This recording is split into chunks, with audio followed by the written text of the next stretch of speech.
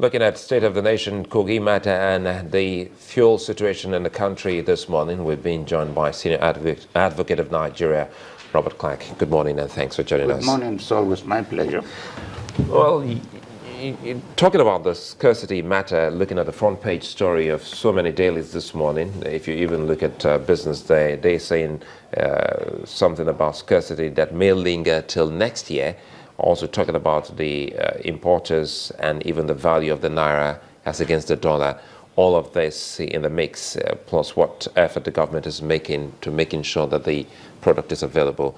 How have you been able to take in this pain that is almost perennial, year in, year out, concerning fuel in the country? The problem is in Nigeria is that we do not plan. Before independence, the successive governments had what we call 10-year plan for the country. Some will have 5-year plan for the country.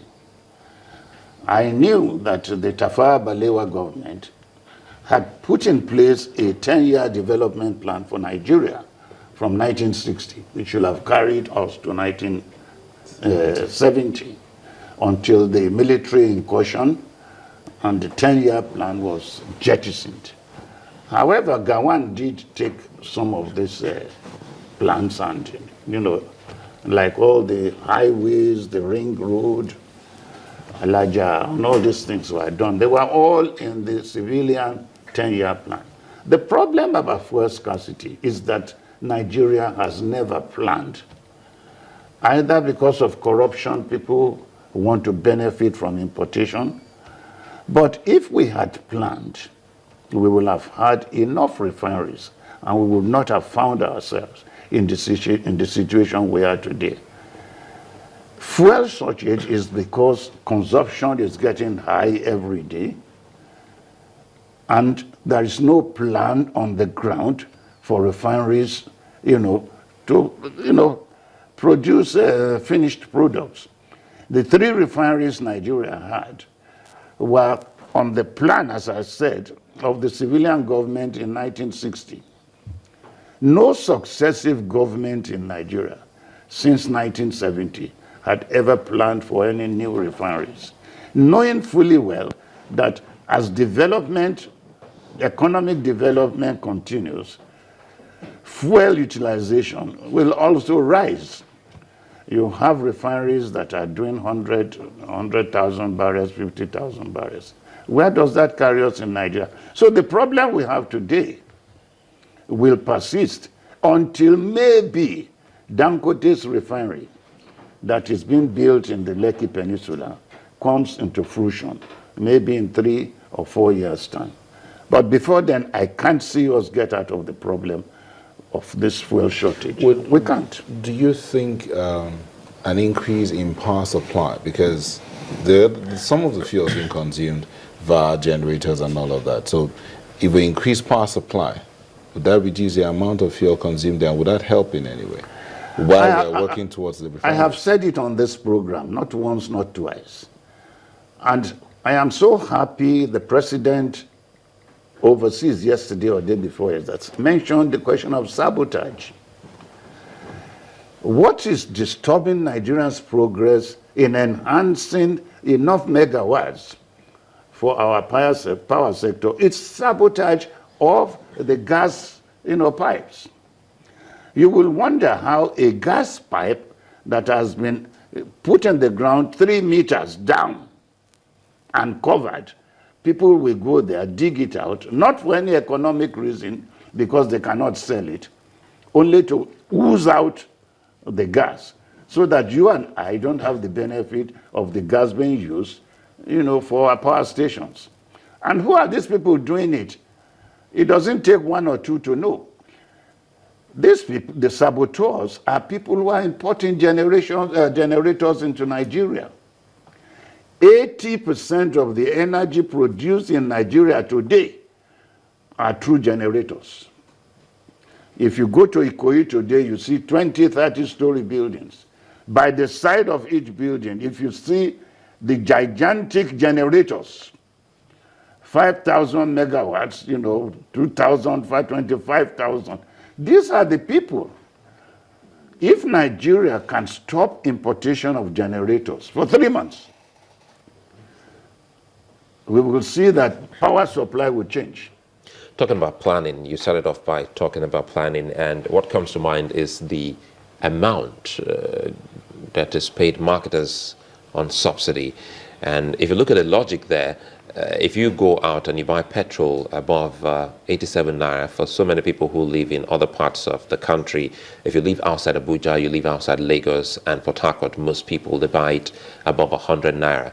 And one wonders, isn't this the same product that has been subsidized for the people? So the question now is, where lie the subsidy? And why is it that we haven't been able to plan for that particular subsidy to even go into the budget if truly it is a transparent process?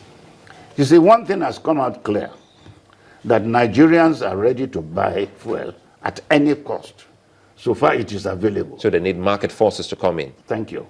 You see, I traveled to Ibadan consecutively during these past 2 weeks. And I find people, queuing for almost 4, 5 hours, 6 hours. Somewhere near there, you find a lesser queue. And then I ask, why is there a queue here? And then I say, oh, those people, they are selling it at 150. And people are going to buy it. So if people are buying it, why not just open up the market? Let Tom, Dick, and Harry import, get a regulatory body to check what is coming in so that they are not adulterated. And you don't restrict it. Sorry to cut you. People will buy.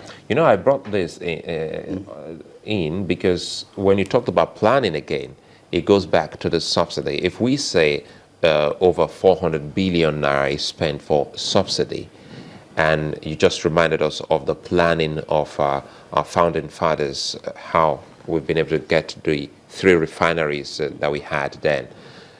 Don't you think that with the kind of amount that is so bogus and huge that we spend on subsidy, if we put 400 billion naira into fixing one of the refineries or set up a brand new refinery, we just might be out of the dark? Look, to build a refinery is not a 1 day, it's not a 2 days, it's not a 1 year matter. But we need to do it in Nigeria. We need to remove from government the sole power to build refineries. We need, as we are now doing with Dangote, Dangote is building a refinery that the capacity is going to be about 600,000 barrels a day. That will cover the needs in Nigeria. But it's going to take 3 or 4 years. I agree with you. Scrap all the refineries we have today. Scrap them, sell it out. Let industrialists, let the Oyinbos come in. Let them come and build the real refineries that will generate 250,000 barrels a day, 400,000 barrels a day. And then forget about subsidy. These people that are going to build the refineries, give them the permission to be bringing in, product. Don't call traders, Nigerian traders, who have no experience, but because of connections, you ask them to be importing fuel for us.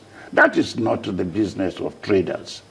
This is a specialist area of commerce. Allow the people you give license to come and build refineries. Let them import. We will buy at what price they bring in. So far, the thing is coming in. Nigerians are resilient people. They will buy because they need it. Let's go over to another burning issue, and it has to do with Kogi. Till this moment, we're still seeing Kogi on the front page. You're a senior advocate of Nigeria, a renowned lawyer, and the talk about our constitution has again come to the fore. We have a written constitution, and for the first time, we're getting to see the constitution lacking in what has just happened, according to legal minds in Kogi State. How did that come to you when the news broke about late Audu's death and the inconclusive nature of that particular election? Number one, let us be honest. I do not agree with INEC's, decision in spreading elections again in certain areas just because of the differential in the votes cast and the votes that have not been counted, or people who have been disenfranchised. You see, the announcement was based by INEC on the basis that, oh, the register of voters contains so many names. The votes differential between A and B is so much. That vote differential and the numbers who have been disenfranchised because of the register of voters, because of that, we cannot declare result. But I don't agree. You cannot use the register of voters to determine the ratio of differential. You can use only the number of accredited voters who have come that morning determined to vote. Those are the people who you can actually say have been disenfranchised.